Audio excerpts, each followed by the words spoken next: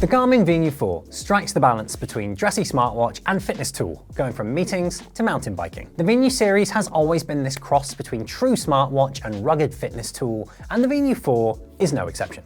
I've been wearing this watch for a month. I'll be looking at the watch's physical and software design, its features and performance, to see if it's worth your money and if it's better than other smartwatches on the market, like an Apple or a Samsung Galaxy Watch. Let's dive in and get into the nitty-gritty, shall we? Oh, and if you want to buy it after watching this video, you can find the best deals on the Venu 4 in the links below as usual.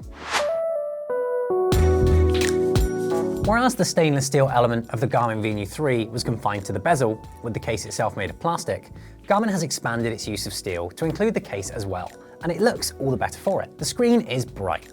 The bezels could be slightly thinner for my taste, still, it's really hard to complain about the looks of this watch. As opposed to Garmin's more outdoor-orientated watches, such as the Phoenix, Forerunner and Instinct series, the Garmin Venu 4 has 2 buttons instead of the usual 5. Its snappy and responsive touchscreen does most of the heavy lifting when it comes to navigating, although you can configure the buttons to operate on long or short presses. You can see it in action here. A long press on my back button ignites the LED torch, a great addition on all the best Garmin watches now, while a long press on my upper Start button summons the Controls tab, through which I can activate the voice assistant, find my phone, do not disturb, and other functionalities much quicker. The redesigned UI isn't quite as smooth and seamless as watchOS on Apple or Wear OS on Android, but it isn't far off. Garmin used to look downright basic in comparison, but it looks great now and works really well in practice. Top marks for design.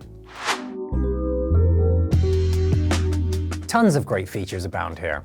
The new health status feature looks at 5 key metrics during sleep and it details whether all your metrics are in their normal range. If one or more is out of whack, something is probably afoot. Often, this can be combined with the lifestyle logging feature to self-diagnose potential issues. Lifestyle logging allows you to tag your day with the amount of caffeinated drinks, meditation sessions, alcohol, healthy meals, heavy meals, cold showers, or other custom tags you might care to add. For example, if your skin temperature is outside your healthy range and you logged some late heavy meals the day before, or your HRV is off after a day of too much caffeine, you'll know what to change to bring yourself back into line. Still, it'll be a cold day in hell before Garmin makes me give up my morning coffee. Training plans from Garmin Coach, local courses generated in the Garmin Connect app, and upcoming races can be loaded onto your watch to turn it into a training powerhouse. Advanced metrics such as power for cyclists and ground contact time for runners really empower the watch to be particularly helpful for connoisseurs. I also use it to time my rest periods in the gym between sets,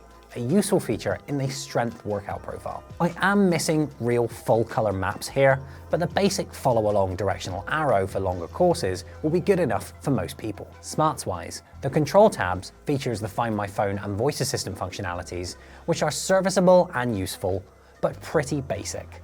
There are no on-device AI smarts here like Apple or Google, but I can set a kitchen timer easily enough with the voice assistant.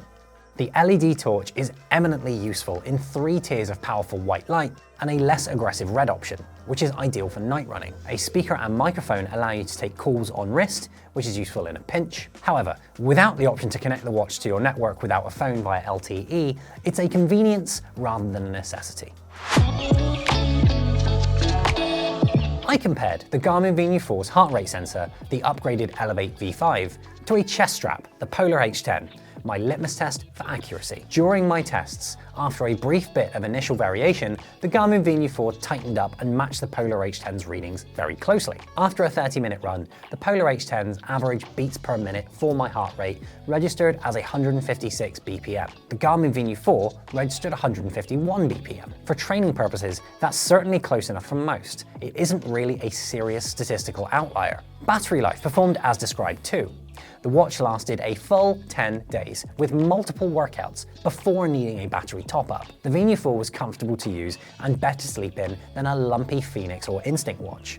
I hardly took it off all week.